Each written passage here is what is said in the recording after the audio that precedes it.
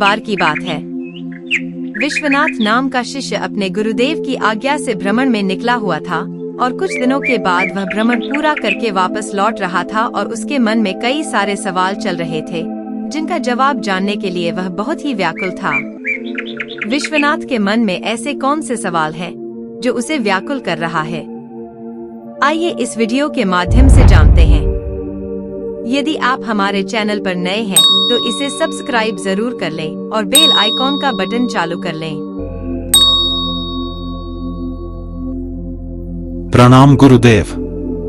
गुरुदेव, मैंने यात्रा के दौरान इस संसार का बहुत अनुभव लिया और देखा कि मनुष्य कभी तो खुशी का उत्सव मनाता है और कभी तो दुख के आंसू रोता है। कहीं पर प्रेम है तो कहीं लड़ाई झगड़े है, कहीं पर शांति है तो कहीं दंगे और अपराध है। कोई गरीब है तो कोई अमीर, कोई स्वस्थ है तो कोई रोगी, कोई घर पर है तो कोई अस्पताल में, कोई जन्म ले रहा है तो कोई मर रहा है। संसार निरंतर परिवर्तनशील है। गुरुदेव, मैं जीवन के रहस्य को जानना चाहता हूं। मनुष्य जीवन का अस्तित्व क्या है?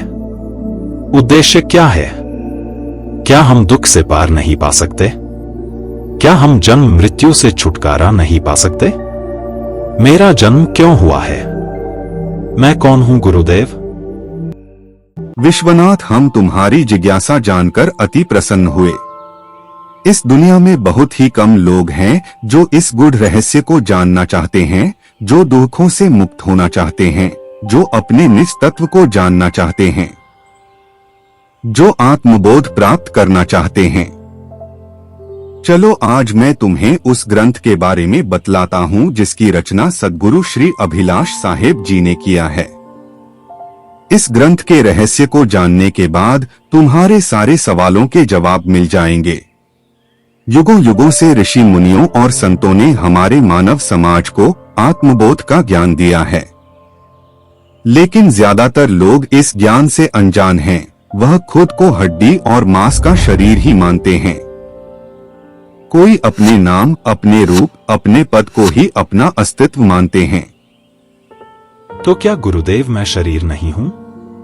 नहीं विश्वनाथ, तुम शरीर से अलग हो। पृथ्वी, जल, अग्नि तथा वायु, इन चार महाभूतों से तुम्हारा स्थूल शरीर बना है और ये चारों तत्व जड़ है और कारण जड़ होने से कार्य भी जड़ होता है। इसलिए शरीर जड़ है, तुम्हारा स्वरूप जड़ नहीं है। गोस्वामी तुलसीदास जी ने कहा है, क्षिति जल पावक गगन समीरा, पंच रचित यह अधम शरीरा, प्रगट सो तन तव आगे सोवा। अर्थात पृथ्वी, जल, अग्नि, वायु और आकाश, इन्हीं पांच तत्वों से इस नाशवान शरीर का रचना हुआ है। गुरुदेव, पृथ्वी, जल, अग्नि, वायु और आकाश, ये सभी तत्व इस शरीर में किस रूप में होते हैं? कृपया स्पष्ट करके बताएं। अवश्य वत्स, इस रहस्य को तुम ध्यान से सुनो। पहला तत्व है पृथ्वी। हमारे शरीर में पृथ्वी तत्व हड्डी, मांस, रोम, त्वचा और मल के रूप में है। दूसरा तत्व है जल। हमारे शरीर में जो लार, मूत्र, वीर्य, रक्त और पसीना है, यह सभी जल तत्व से हैं। तीसरा तत्व है अग्नि। हमारे शरीर में भूख, प्यास, आलस्य, निद्रा और जम्हाई, यह अग्नि तत्व से हैं। चौथा तत्व है वायु। हमारा दौड़ना, चलना, बोलना, पसारण और संकुचन अर्थात शरीर को फैलाना और सिकोड़ना, यह सब वायु तत्व से हैं। पांचवा तत्व है आकाश। आकाश खाली जगह का प्रतीक है। हमारे शरीर में जितने भी खाली जगह है, सभी आकाश तत्व से हैं।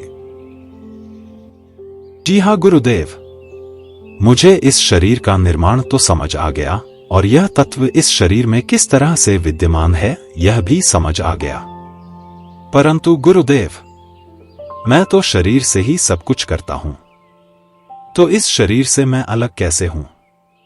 शिष्य, इस शरीर रचना को तुम्हें और गहराई से समझना होगा। इसे ध्यान से सुनो। पृथ्वी, जल, अग्नि, वायु से बने इस शरीर में 5 कर्म इंद्रियां हैं और 5 ज्ञान इंद्रियां हैं। जिन इंद्रियों से हम दैनिक कार्य करते हैं उसे कर्म इंद्रियां कहते हैं। हाथ, पैर, मुख, मूत्र द्वार और गुदा द्वार यह 5 कर्म इंद्रियां हैं। हाथ से कार्य करते हैं, पैर से चलते हैं, मुख से बोलते हैं, जनन इंद्रिय से मूत्र त्याग करते हैं और गुदा द्वार से मल त्याग करते हैं। और जिन इंद्रियों से हम ज्ञान का अनुभव करते हैं उसे ज्ञान इंद्रियां कहते हैं। आंख, कान, नाक, जीभा और चाम ज्ञान इंद्रियां हैं। आंख से रूप का ज्ञान होता है, कान से शब्द का, नाक से गंध का, जिह्वा से स्वाद का और चाम से स्पर्श का ज्ञान होता है। ये सभी इंद्रियां तुम्हारे द्वारा संचालित होते हैं। तुम चाहो तो इंद्रियों को रोक भी सकते हो। तुम चाहो तो बैठ जाओ, लेट जाओ, देखना चाहो या आंख बंद कर लो, सुनना चाहो या कान बंद कर लो, तुम जैसे चाहो इंद्रियों को संचालित करते हो। कई ऐसे हठ योगी हैं जो योग द्वारा खड़े खड़े तप करते हैं, आंख बंद करके तप करते हैं, दोनों हाथ ऊपर उठाकर तप करते हैं। अर्थात इंद्रियां तुम्हारे द्वारा संचालित होता है, तुम इंद्रियों से अलग हो। मैं तुम्हें और विस्तार से समझाता हूँ। जैसे शरीर की इंद्रियां या अंगों के खराब होने, टूट जाने पर भी मैं आत्मा रहता हूँ। शरीर के हाड़, मांस, नसें जब खराब हो जाते हैं तब उन्हें डॉक्टर काट कर निकाल देता है और दूसरा लगा देता है, तब भी मैं आत्मा रहता हूँ। अतः मैं शरीर या उसके अंग नहीं हूँ। व्यावहारिक बातों में हम कहते हैं कि मेरे हाथ पैर दुख रहे हैं, मेरी आंखों में पीड़ा है इत्यादि। हम कभी यह नहीं कहते हैं कि मैं हाथ, मैं पैर, मैं मुख पीड़ित हूँ, अर्थात मैं से मेरा अलग है। मैं आत्मा हूँ और शरीर तथा शरीर के अंग मेरे हैं।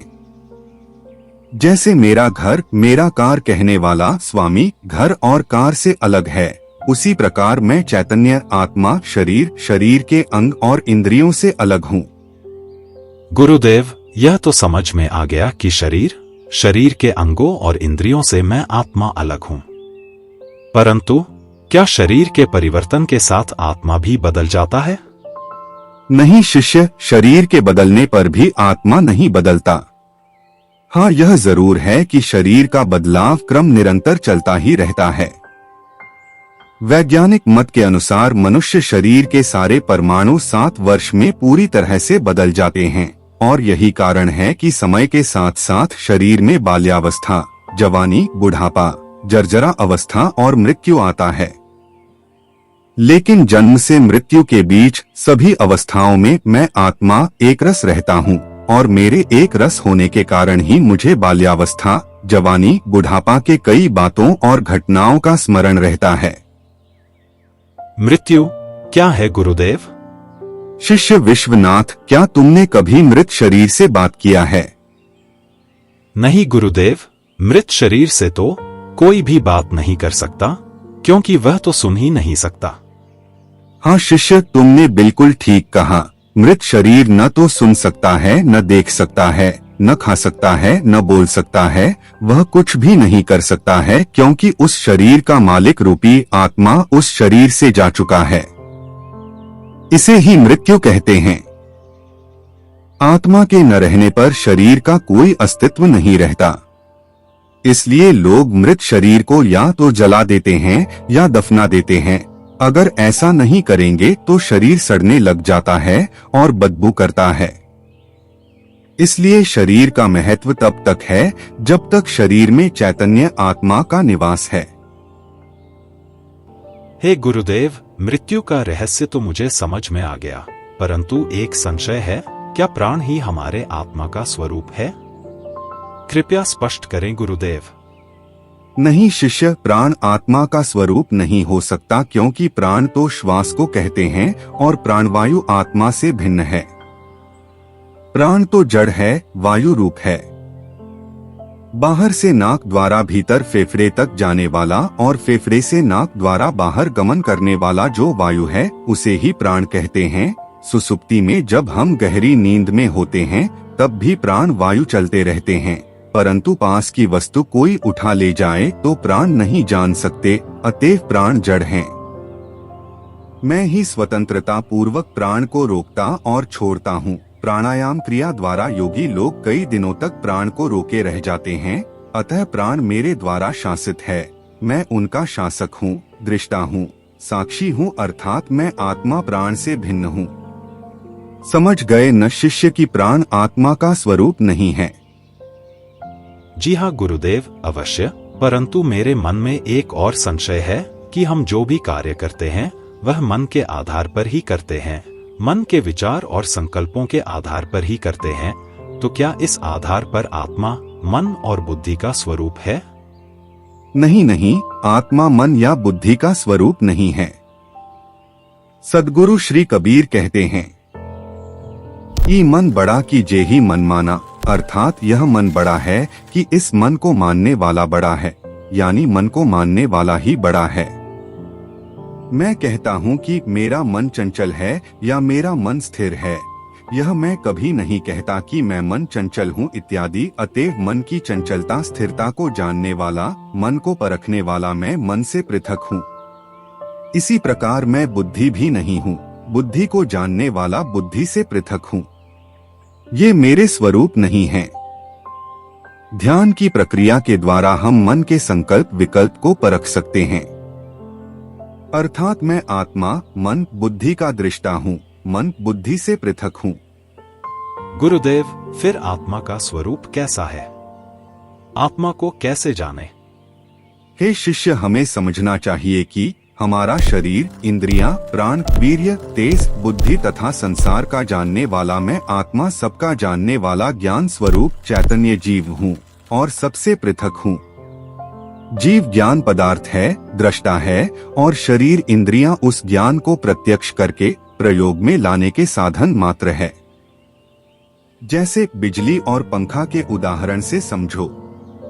पंखा जब चलता है तभी हवा प्रवाहित करता है, अर्थात बिजली की शक्ति को प्रत्यक्ष करने का साधन यहाँ पंखा है। उसी प्रकार आत्मा की शक्ति को प्रत्यक्ष करने का साधन शरीर और शरीर इंद्रियां इत्यादि हैं।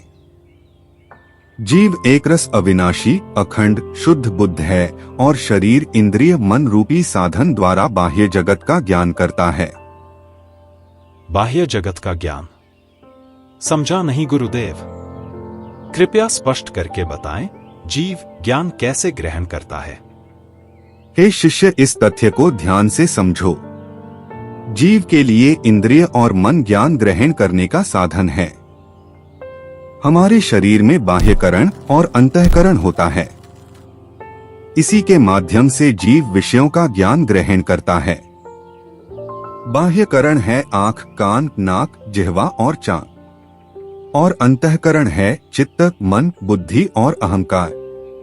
अंतःकरण और बाह्यकरण का साक्षी ज्ञाता जीव सबसे सर्वश्रेष्ठ पृथक है। जीव इंद्रिय और विषय के संयोग से ज्ञान होता है। जीव अर्थात चेतन ज्ञान स्वरूप आत्मा है। इंद्रिय अर्थात बाह्यकरण और अंतःकरण है, और विषय अर्थात भोग पदार्थ है। इन तीनों के संयोग से ज्ञान होता है। गुरुदेव, क्या शरीर से ही आत्मा का निर्माण होता है? नहीं शिष्य, ऐसा नहीं है। जिस प्रकार न तो सूर्य से अंधकार उत्पन्न होता है और न ही अंधकार से सूर्य उत्पन्न होता है, दोनों सर्वथा अलग हैं। इसी प्रकार न ही जीव से जड़ तत्व उत्पन्न होते हैं और न ही जड़ तत्व से जीव ही उत्पन्न होते हैं। दोनों अलग है, अनादि पदार्थ है। शरीर से जीव का निर्माण नहीं होता है। जीव तो अमर अविनाशी है। जीव का न जन्म होता है न मृत्यु। जिस प्रकार से हम रोज कपड़े बदलते हैं, उसी प्रकार से जीव शरीर बदलता रहता है और अपने पूर्व कर्मा अनुसार नवीन संस्कार लेकर पुनः जन्म लेता है और सुख दुख प्राप्त करता रहता है, और यही प्रक्रिया अनंतकाल तक चलता रहता है। तो क्या इसका मतलब यह है गुरुदेव कि हम इस सुख दुख जन्म मृत्यु के चक्कर से कभी भी मुक्त नहीं हो सकते हैं? कभी भी मुक्त नहीं हो सकते हैं। विश्वनाथ के मन में ऐसे और कौन कौन से सवाल हैं जानने के लिए हमारे चैनल को सब्सक्राइब जरूर करें और बेल आइकॉन का बटन ऑन करें। हमारे चैनल पर बने रहने के लिए सभी का दिल से धन्यवाद। वीडियो कैसा लगा कमेंट करके जरूर बताएं।